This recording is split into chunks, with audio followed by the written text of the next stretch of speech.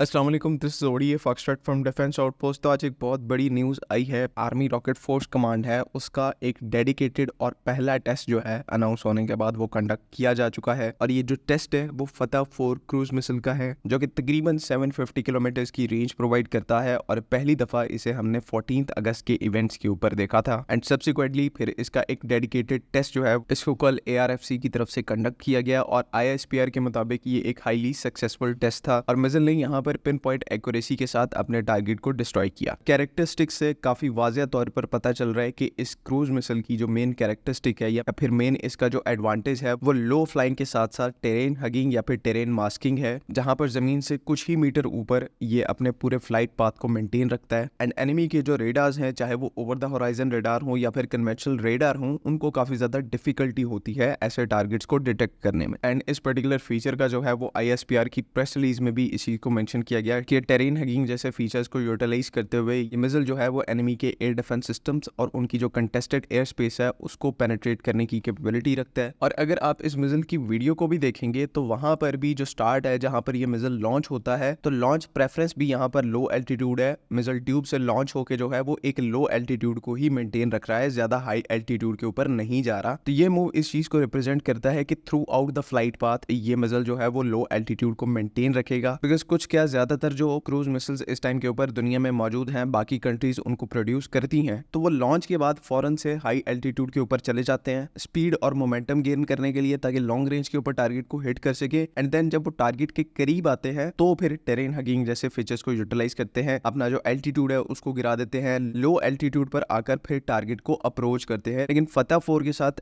देखने में ऐसा लग रहा है कि ये केस नहीं है। ये मिसाइल जो है वो थ्रू आउट टेरेन हगिंग जैसे फीचर्स को यूटिलाइज करता है, जिससे एनिमी का इसका लॉन्च पॉइंट डिसाइड करना ये भी बहुत मुश्किल हो जाएगा कि किस पर्टिकुलर कोऑर्डिनेट से या किस जगह से इस मिसाइल को लॉन्च किया गया है। वेट और साइज की बात करें तो यहाँ पर एग्जैक्ट नंबर्स अवेलेबल नहीं है, लेकिन इसको अगर आप हमारे Babar nuclear capable cruise missile से कंपेयर करेंगे जो कि हमारी SPD के अंडर आता है, तो बाबर के कंपैरिजन में यहाँ पर फतह 4 का जो मिसाइल है वो साइज और वेट दोनों में छोटा है। मींस के साइज भी छोटा है और वेट भी कम है, जो कि ये बात हमारे एक बहुत ही इंपॉर्टेंट पॉइंट की तरफ आती है कि जब पाकिस्तान आर्मी के अंदर आर्मी रॉकेट फोर्स को एस्टेब्लिश किया गया था तो यहाँ पर एक मोटिव ये था कि इस रॉकेट फोर्स के अंदर जो भी मेन वेपन सिस्टम्स हो उनको मास प्रोड्यूस किया जाए। मींस के थाउजेंड्स के नंबर में ऐसे मिसाइल्स को बनाया जाए, चाहे वो जिस कैटेगरी के भी मिसाइल हों, और सैचुरेटेड अटैक्स की टैक्टिक्स को परफॉर्म करते हुए एनिमी के जो एयर डिफेंस सिस्टम्स हैं, एनिमी की जो स्ट्रेटेजिक लोकेशंस हैं, उनको ओवरवेल्म किया जा सके। बिकॉज ये सबसोनिक क्रूज मिसाइल्स हैं, तो एक या दो मिसाइल्स अगर आप एनिमी की तरफ फायर करेंगे तो इस चीज के चांसेस बहुत ज्यादा है कि एनिमी के जो एयर डिफेंस सिस्टम्स हैं वो इन मिसाइल्स को इंटरसेप्ट कर लेंगे। लेकिन यही आप एक बड़ी तादाद में मिसाइल्स को फायर करेंगे, जो कि नंबर जो है वो 40 से 50 तक भी हो सकता है, तो कंफर्म बात है यहाँ पर उसमें से 8 से 10 मिसाइल जो है वो उस एयर डिफेंस शील्ड को पेनिट्रेट करेंगे और असल जो आपका टारगेट है उसके ऊपर स्ट्राइक करेंगे। वो एयरबेस भी हो सकती है, वो एमिनेशन डंप भी हो सकता है। That is why Pakistan army की जो आर्मी रॉकेट फोर्स कमांड है उसका मेन मोटिव ये है कि कॉस्ट इफेक्टिव सिस्टम्स को डेवलप किया जाए, जैसे कि फतह 4 एक कॉस्ट इफेक्टिव सिस्टम है, और बड़े नंबर्स में इसे मास प्रोड्यूस किया जाए और इंडक्ट किया जाए कि at the time of aggression या फिर हॉस्टिलिटीज की सिचुएशन हो, कॉन्फ्लिक्ट की सिचुएशन हो, तो हम इनको हंड्रेड्स के नंबर में डिप्लॉय कर सकें। ऐसी अप्रोच के साथ इस टाइम के ऊपर पाकिस्तान आर्मी की ARFC जो है वो काम कर रही है और फतह 4 जो है वो इसी अप्रोच के तहत बना हुआ सिस्टम है। बाबर के कंपैरिजन में एक कॉस्ट इफेक्टिव क्रूज मिसाइल है, साइज भी छोटा है और वेट भी कम है, एंड थ्रू आउट जो है वो टेरेन हगिंग जैसे फीचर्स को इस्तेमाल करता है ताकि एनिमी के पास और लेस चांसेस बचें इन मिसाइल्स को इंटरसेप्ट करने के। Last but not the least, ये पॉइंट उठाना काफी ज्यादा जरूरी है कि कुछ लोगों की एक बहुत बड़ी गलतफहमी थी कि पूरी पाकिस्तानी नेशन जो है वो इस टाइम के ऊपर मार्का हैक 70, ऑपरेशन बुनियानुम मरसूस, इन सब का जो है वो सेलिब्रेट कर रही है और हम अपनी कमजोरियों के ऊपर जो है वो फोकस नहीं कर रहे हैं। इंडियंस की अगर मैं बात करूं तो ये इनका नैरेटिव सुनकर मुझे दिल में बड़ा सुकून होता है कि अभी भी ये वही सेम मिस्टेक कर रहे हैं जो पिछली 2 दफा इन्होंने की और इनको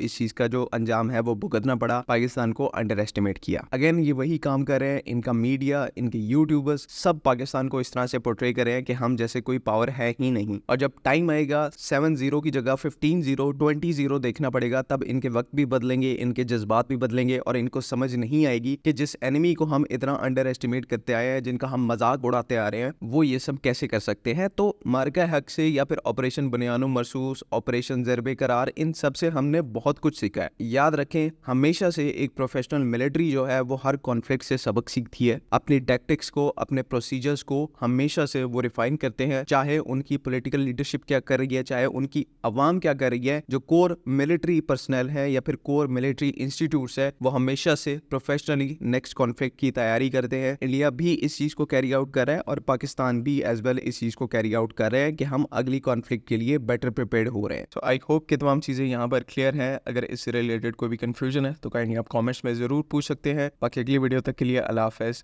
पाकिस्तान जिंदाबाद।